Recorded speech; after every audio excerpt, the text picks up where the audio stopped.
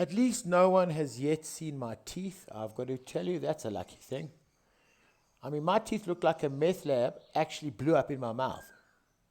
What is going on there? Oh, no, no. I don't think I should even put that in. Yeah, yeah. Too late now, mister. Whew. That is confidence like you've never seen it before. Just fantastic. Once again, I must say, quite a handsome face. You know, if you're a forgiving person, if you're my mother, ha! Don't look at me, buddy. You stuffed up. Don't you look at me. No, no. Go back to your room, mister. Go to your room. What's that language? Hey everyone, this is Mike for Human Unabridged. Welcome back to the channel, and thanks for all of you who have subscribed and for everyone who has commented on the videos. I very much appreciate it. I do apologize to those comments that I have neglected, and I will get to them shortly. So let's address the elephant in the room. By elephant, I mean me. What happened? Where did I go? I started posting on the channel and then I left. In actual fact, doing the YouTube channels was one of the important parts of my process in my head, because it's a good way for me to practice what I do in terms of training and facilitation, and it's an excellent way to reach people everywhere who might be suffering from the similar life issues that I am. You know, psychological distress, security issues in South Africa, needing more capacity as the demands of life get greater, and certainly having increased resilience day in and day out. So why did I stop? Well, one of the most important things for me was that I would be authentic when I did this. And by the way, that's why you're not seeing my face for a while, because I just don't want to look at it either, you know. And it's probably better for everyone, let's be honest. I mean, have you seen that face? Okay. Never mind the shape of my head. I haven't been authentic. I have made incredible improvements since my years of PTSD and substance abuse, you know, and I've overcome incredible challenges over the last year. Most importantly, I've started to heal my professional life, and also all the people that I've, caused harm to during a certain period where in truth I was an absentee landlord. Okay, I was not living the life I was supposed to. I was not taking the responsibilities that I should, and I was completely dissociated and in a state of emotional numbness that I further numbed through whatever substances I could cram in my body. Okay, never in my rectum. I've never crammed anything in my rectum. I just want to say, okay, other areas. Like, I'm talking about face, okay, anyway. So, yeah, I neglected people. And most importantly, my kids, okay? My kids, I love you. Sorry, Dad is again back on YouTube. But one of the greatest things I've been able to do in the last year is actually really heal the relationship with my kids to a great extent. I need to do a bit of work with the boys. Still need a bit of work with the boys. They haven't been around for me to keep them in line. Don't want to come to the gym to get a hiding. So I've got to do a bit more work with them. But they've impressed me dramatically this last few months. They've both gone into work. They're becoming entrepreneurs. They even shower 3 to 5 times a week. Okay, neither of them have got me up at 2 in the morning because the police are there for a while. Okay, neither of them have dragged me out to a party because they've both collapsed drunk and beat the crap out of people there because one of them was racist. And neither of them have. They've done a lot better. My daughter, Luca, she has impressed me so much. I mean, and the fact that I could heal my relationship with her has been wonderful.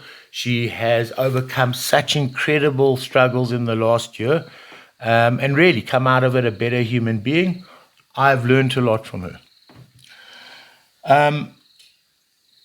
Yeah, I'm going to just pause that because I don't know what I'm talking about. I just forgot. It's in my mouth. I can talk forever and ever. Hold on a second.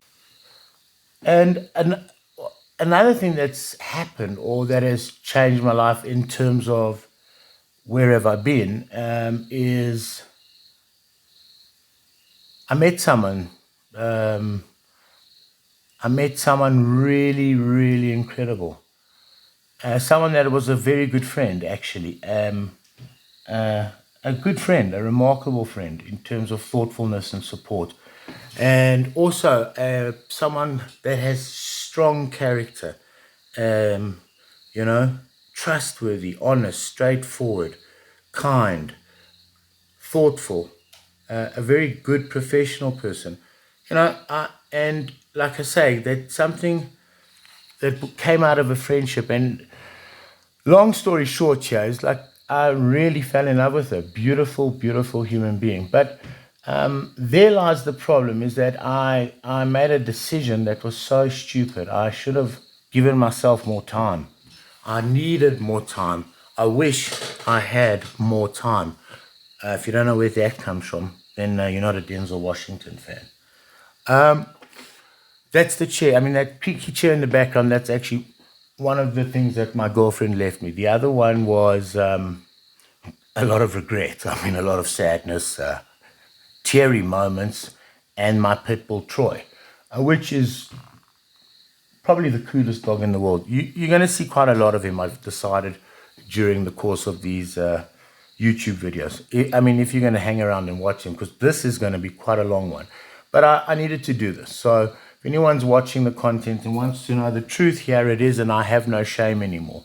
And that's one of the things that's held me back in life is being ashamed. Being ashamed for no reason in some instances, and being ashamed for things that I had done, but holding that shame and holding on to that guilt rather than rectifying, righting the wrongs with people, or seeking forgiveness from yourself.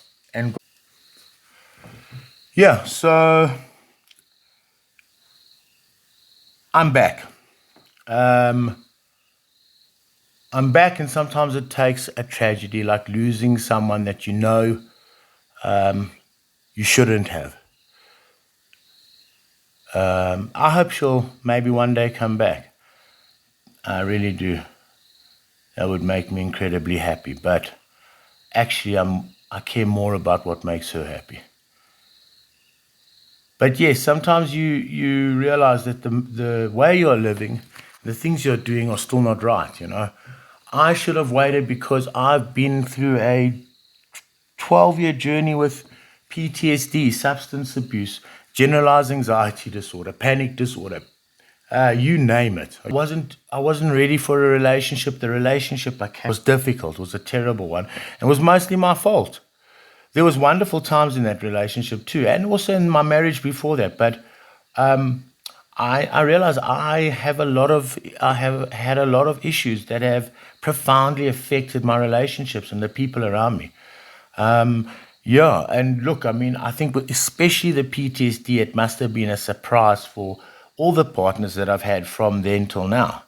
There's things about it that still sometimes surface into your environment that create unnecessary behavior, that make you anxious. But yes, because of my realization of that I wasn't doing what I should be doing, and I wasn't taking the straight and narrow road, which is the one I need to take for now. I didn't feel right. Yeah, kids, you must always make the best decision you can. Not just a right decision. Sometimes you'll have choices, and both choices can be right, but you take the one that is ideal for everybody and for everyone so that you do not create unnecessary suffering. Okay? It's important. And in some ways, I haven't stepped up to where I should be, and I've had enough of that now. Now I am, and now I'm going to do it in a way that is true to myself, and I have nothing anymore to be ashamed of. Okay, and also some of the people I hurt in the past, it was just justice. Okay, others I have deep regrets, and I've got a lot of people to sort things out with, but I've sorted things out with myself, and that was the most important thing.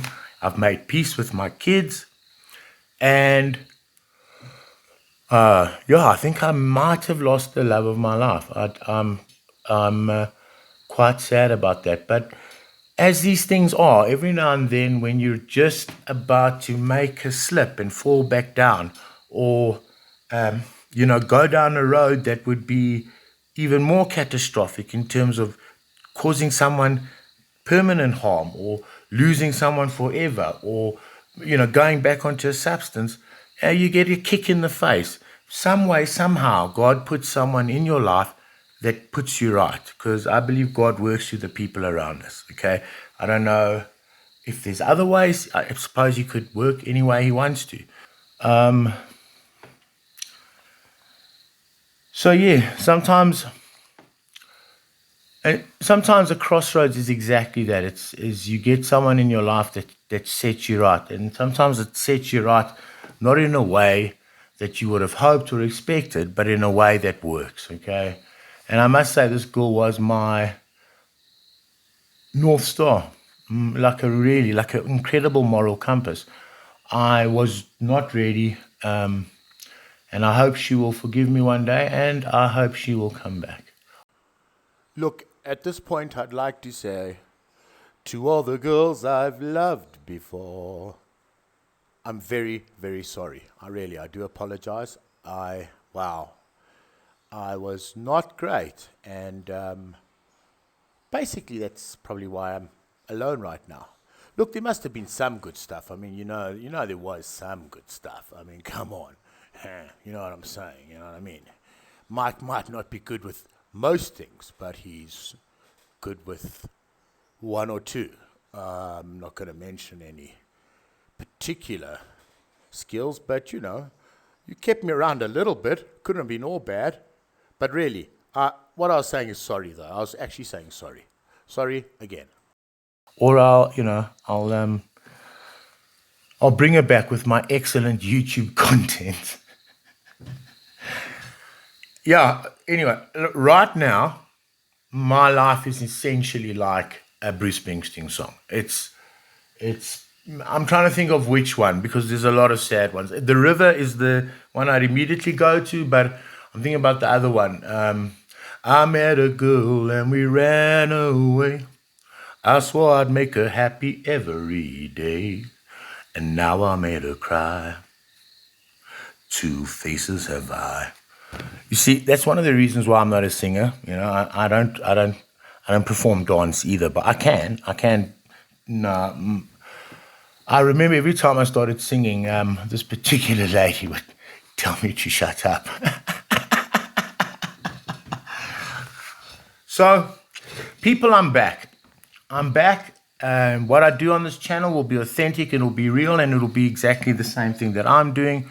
We're going to continue with the tools and the capacity building skills, and we are going to continue to develop a community that understands their own security, that has resilience, and is interested in building their own capacity, so that we have the ability to meet the demands of this very challenging time. And I hope all of you stay with me on the journey. I send you everyone love, and I want to say thank you to all of my friends. Thank you to all of my family. Thank you to my mom and my children, Dr. Moore Friedman, Harry, David, Pia, Jock, Dooley, my brother William. He's been incredible. Tina, the little ones, and especially Monkey, for really pushing me further than anyone has pushed me in terms of getting me to the NA. By the way, the NA means it's not the NA you're thinking of. It's NA I go to is called Ningery Anonymous, okay, or Ninjas Anonymous. It's for people that are addicted to ningery, that like crawling around in little boots. And by the way, that shirt that I was wearing in the beginning sequence that said "Never Give Up," that was the shirt that I wore to my first NA meeting, which I thought was quite funny. I thought that was quite funny. Nobody commented. Okay. Um, yeah, it's also why I put that shirt on when I was waving the flag. I thought maybe someone would see the humor in that, but probably not because I'm a tard. But thank you also for making me realize that addiction was more than just, crack, meth, whatever. It was also a nature of behavior. It was not being able to be present. I wish I had spent more time with you gardening, um, and walking and doing cool stuff and listening to your stories. And I must say, I haven't upheld myself like I should. And boys, if you're a man, that is your job, okay? There are certain things, and I'm not saying there's any inequality between men and women because there isn't. But I'll put it like this to you, okay? You have a sacred duty in the family just like the woman, and you must make sure that you maintain that sacred duty. And it's not only in family, but it's in society. Women in my life have been the most profound influences by far, okay? I came from a matriarchy. My mom and my two aunts were the toughest people I've ever met in my life. I was terrified of them. And my uncles and my dad, who all died young, right, by the way. They couldn't stand the onslaught that my mom and my aunts had to endure. My family was a matriarchy, okay? I don't even know what you guys are talking about, this patriarchy thing.